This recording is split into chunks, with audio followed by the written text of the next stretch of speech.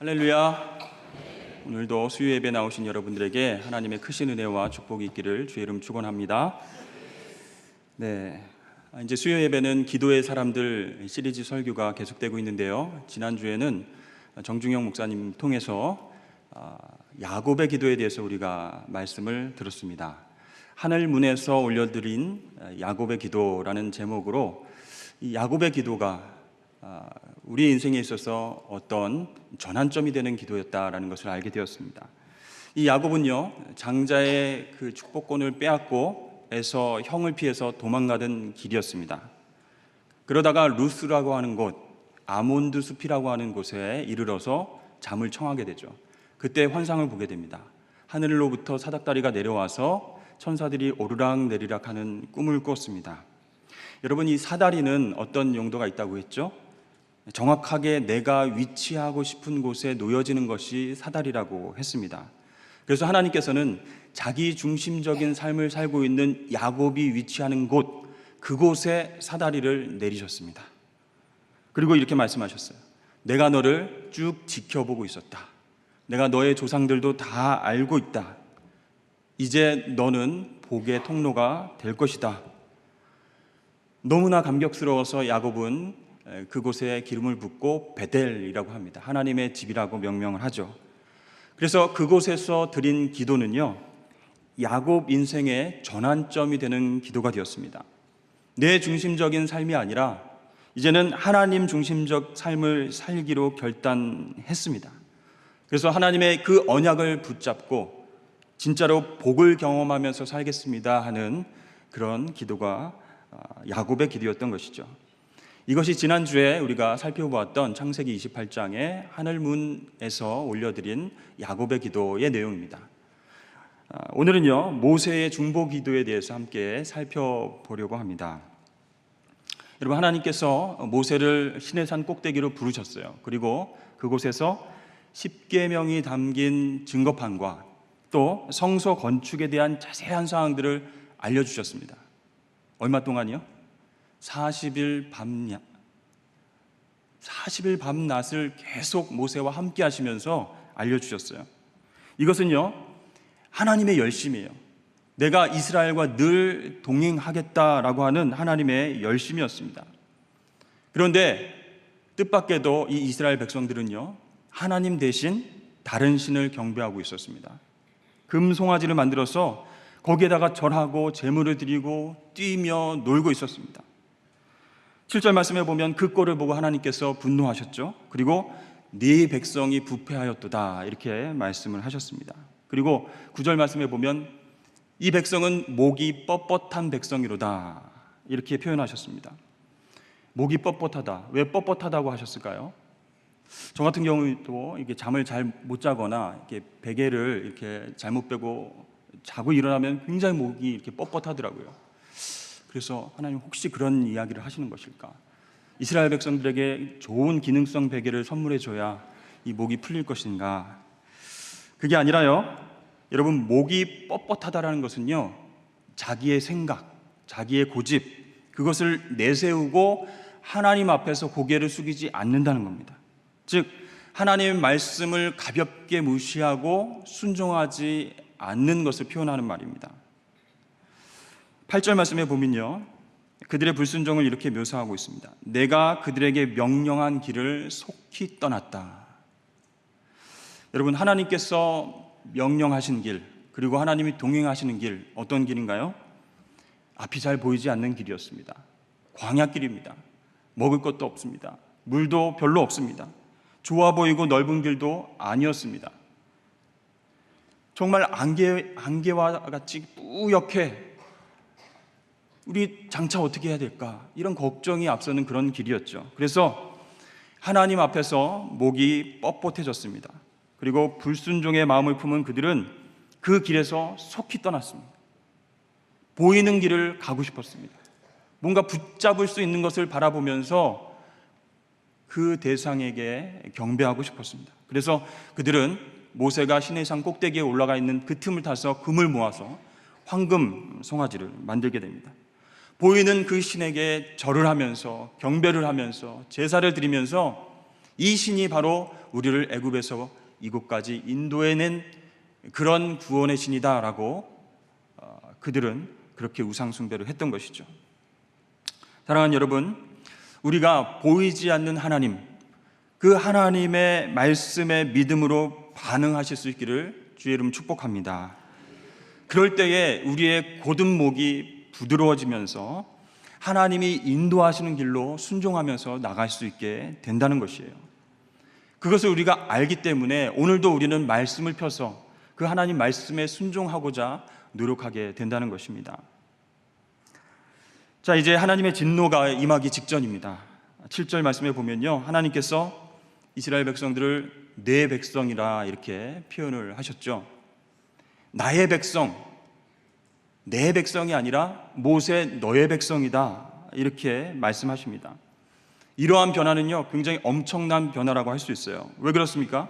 이 백성들을 구원하신 근거는 이스라엘이 내 백성이었기 때문입니다. 하나님 입장에서 보면 내 백성이었기 때문에 구원하신 거예요. 그런데 더 이상 내 백성이 아니라고 하니까 이 문제가 굉장히 심각해졌습니다. 우리 10절 말씀을 다 함께 읽어보도록 하겠습니다. 시작. 그런즉 내가 하는 대로 두라. 그들을 진멸하고 너를 큰 나라가 되게 하리라. 이렇게 말씀하셨어요.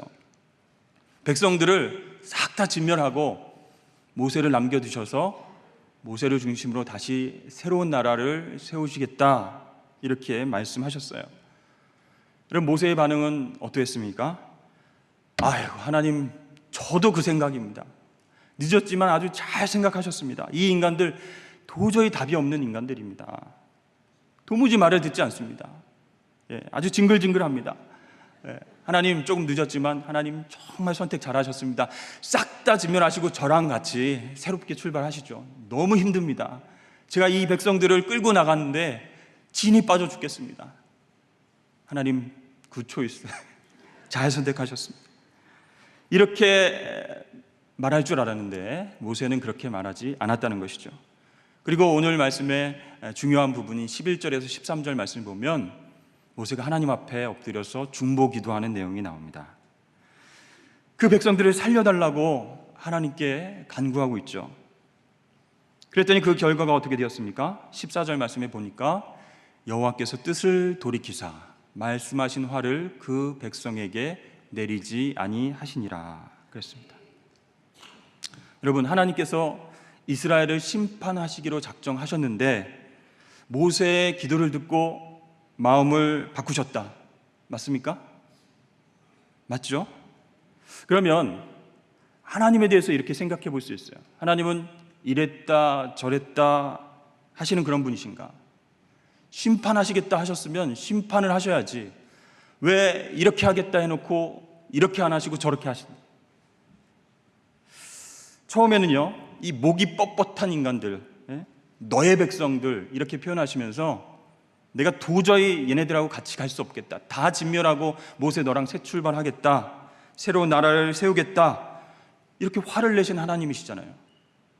그리고요, 제가 알고 있는 하나님도 변치 않으시는 하나님이신데 어제나 오늘이나 앞으로도 변치 않으시는 동일하신 하나님이신데 완전하신 분인데 어떻게 그 뜻을 쉽게 돌이키실 수가 있을까? 심판을 내리겠다, 그게 하나님의 뜻이라면 심판을 내리셔야죠. 왜 이랬다 저랬다 뜻을 이렇게 바꾸시는 것일까? 사무엘상 15장 29절 말씀을 한번 보겠습니다. 함께 읽어볼까요? 시작. 이스라엘의 지존자는 그는 사람이 아니시므로 결코 변개하지 않으심이니이다 하니. 성경의 많은 부분들을 찾아봐도 하나님은 시건치 않으시는 분, 뱉으신 말을 다시 드시지 않는 분, 그러니까 바꿔서 얘기하지 않는 분, 신실하신 분, 결코 변개함이 없으신 분, 이렇게 표현을 많이 하고 있어요.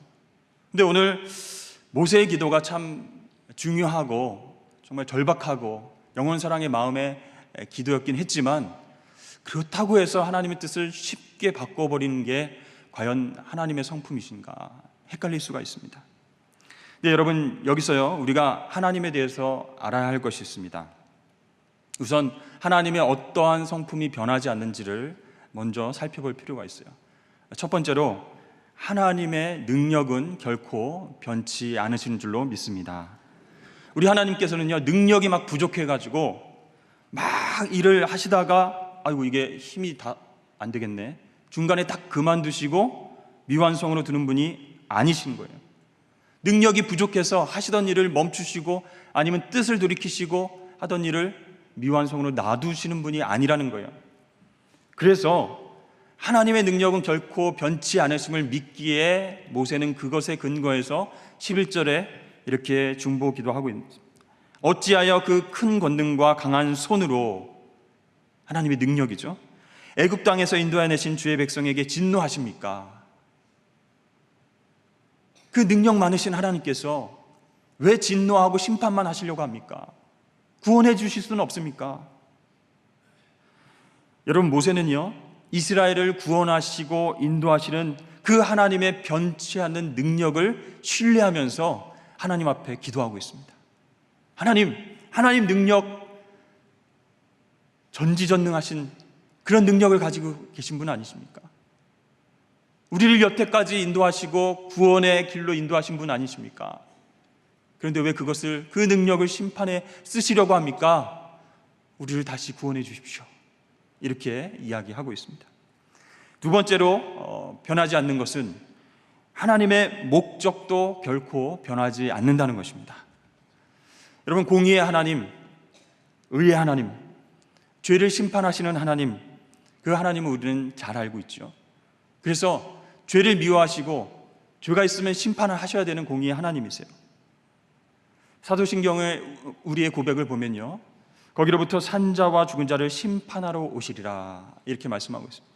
심판주 하나님에 대해서 우리가 간과해서는 안 되는 것이죠. 그러나 하나님의 목적은 심판이 아니라는 것을 아는 것이 참 중요합니다. 이 사도신경 마지막 부분을 보면요, 반전이 있어요. 하나님의 구원이 목적임을 우리가 알 수가 있습니다. 죄를 용서받는 것과 몸의 부활과 영생을 믿습니다. 아멘. 이렇게 하나님의 목적, 구원은 결코 변치 않으신 줄로 믿습니다.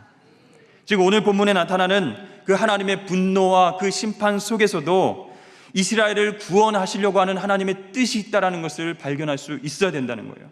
그것이 하나님의 목적인 것을 모세는 알았습니다. 심판이 목적이 아니라 하나님 구원하시려고 하는 그 목적을 갖고 계신 분이시구나, 구원이 정말 하나님의 변치 않으시는 목적이구나라는 것을 모세가 알았기 때문에 12절에서 이렇게 기도하고 있습니다. 하나님, 애굽 사람들이 이렇게 말하지 않겠습니까? 하나님이 막 이집트에서 10가지 재앙 부어주시고 요란하게 구원을 해주셨다가 산에서 죽이고 들에서 죽이려고 이스라엘 백성들을 데리고 나왔나 보다, 애굽 사람들이 그렇게 이야기하지 않겠습니까? 하나님이 이스라엘 백성들을 꺼내오신 목적이 무엇입니까? 구원 아니지 않습니까? 하나님의 변치 않으시는 그 목적, 구원이 바로 이스라엘 백성들에게 다시 다가올 수 있도록 도와주십시오. 이렇게 모세가 기도를 하고 있습니다. 우리를 향하신 변치 않으시는 하나님의 목적인 구원을 붙잡고 하나님 다시 살려주십시오, 다시 한번 용서해 주십시오, 이렇게 기도를 하고 있습니다.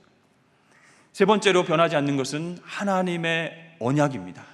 하나님의 언약도 결코 변하지 않으십니다. 천지는 변해도 하나님의 언약은 결코 변하지 않는 줄로 믿습니다. 아브라함과 이삭과 야곱을 통해서 하나님의 언약하신 모든 것들이 이스라엘 역사를 통해서 성취되는 것을 우리가 보게 됩니다. 다윗의 언약도요, 이게 어떻게 되겠어 라고 생각했는데 정말 70년 동안 바벨론 포로 생활에서 다시 이스라엘로, 예루살렘으로 귀환하면서 성전 중심의 새로운 신앙 공동체를 이루기 위해서 하나님께서 역사하시는 거예요. 다윗에게 언약하셨던 그 말씀이 변치 않고 성취되었던 순간입니다. 사랑하는 여러분, 우리 하나님의 언약은 결코 변치 않으신 줄로 믿습니다. 그렇기 때문에 우리가 하나님 말씀을 오늘도 붙잡고 묵상하는 거예요. 그 말씀을 의지해서 기도하는 거예요. 내게 주신 그 말씀을 붙잡을 때 그 말씀을 신실하게 이루시는 하나님, 그 하나님을 경험하게 되는 줄로 믿습니다. 13절에 보면요, 이렇게 언약의 근거에서 기도하고 있어요. 하나님, 아브라함과 이삭과 이스라엘을 기억하여 주시옵소서. 너의 자손을 하늘의 별처럼 많게 하시겠다고 약속하지 않으셨습니까? 하나님 허락한 이 땅을 자손들이 누리는 영원한 기업이 되겠다고 약속하지 않으셨습니까? 그런데 광야에서 싹 다 죽이시겠다니요. 하나님 약속 잊으셨습니까? 그렇습니다. 우리 하나님은 불변하시는 하나님이세요. 하나님의 능력이 변치 않으시고요, 또 하나님의 목적이 불변하십니다. 그리고 하나님의 언약이 변치 않으시는 줄로 믿습니다. 이 세 가지의 하나님의 성품을 붙잡고, 이 세 가지의 변치 않으시는 하나님의 성품을 붙잡고 모세가 살려달라고 기도하는 거예요. 다시 구원해 주십시오, 하나님. 여러분, 아모스 7장 1절에서부터 3절까지 말씀을 함께 읽어볼까요? 시작. 주 여호와께서 내게 보이신 것이 이러하니라.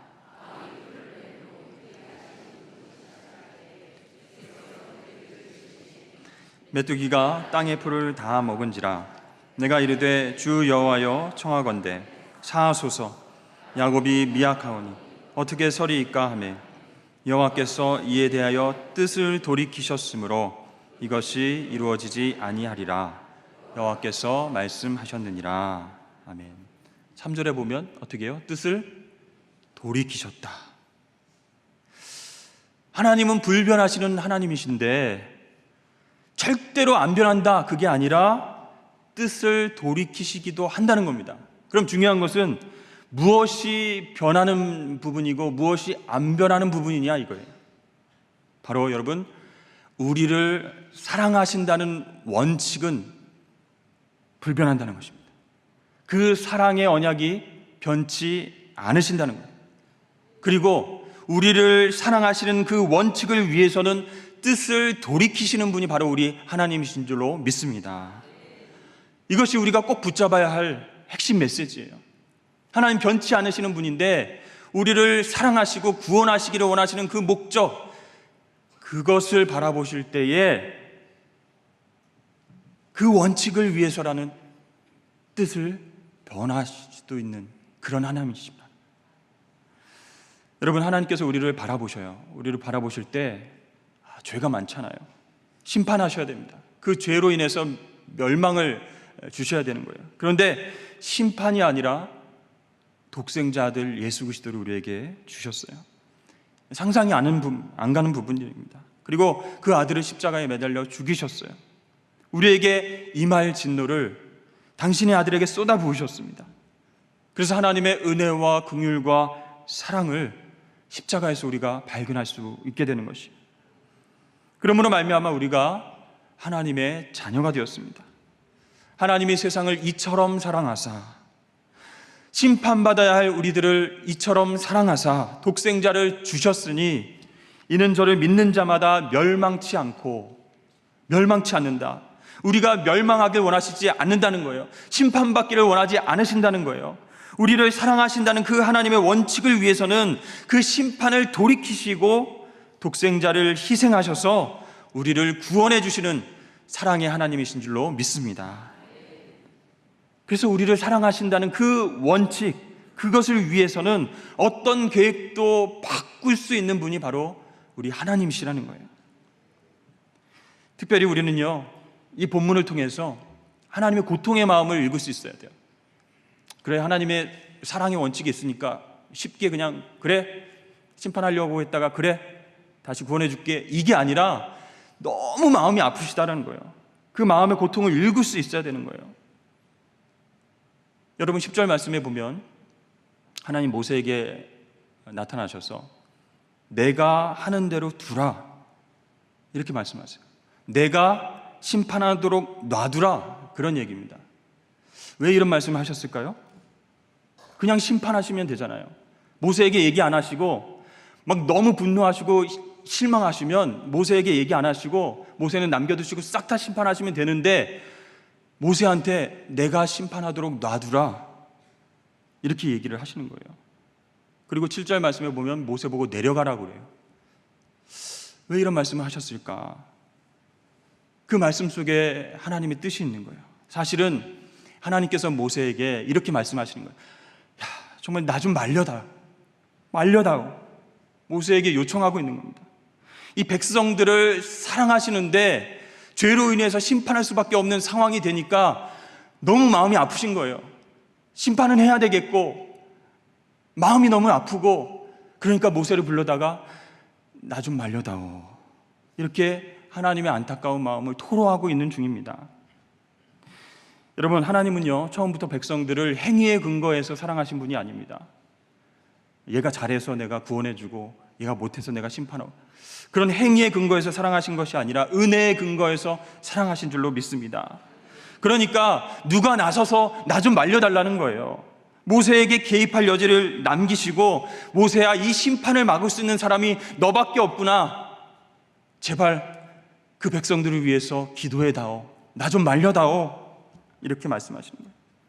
용서해주고 싶으신데 용서해달라고 하는 사람이 없으니까 하나님 모세를 불러다가 말려달라고 하시는 거예요.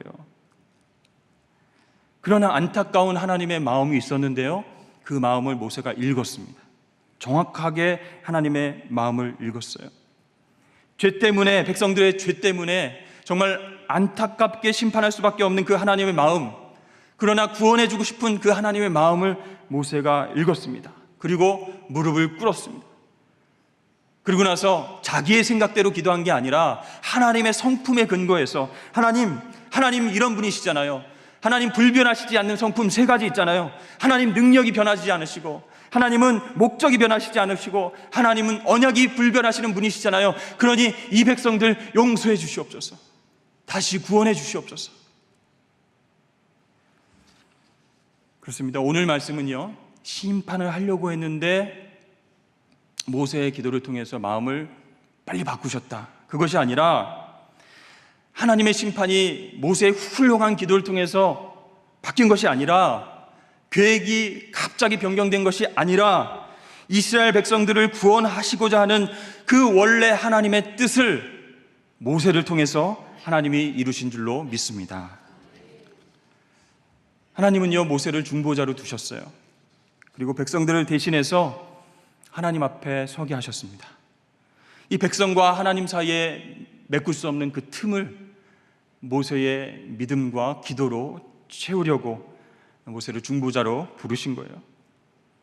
그래서 이 모세는요, 지긋지긋하게 말을 안 듣는 그 백성들을 생각하면 정말 끝내고 싶지만, 하나님의 목적을 알기 때문에, 끝까지 구원하시려고 하는 하나님의 사랑을 알기 때문에 그 사이에서 생명을 걸고 목숨을 걸고 하나님 앞에 엎드려 기도하는 거예요.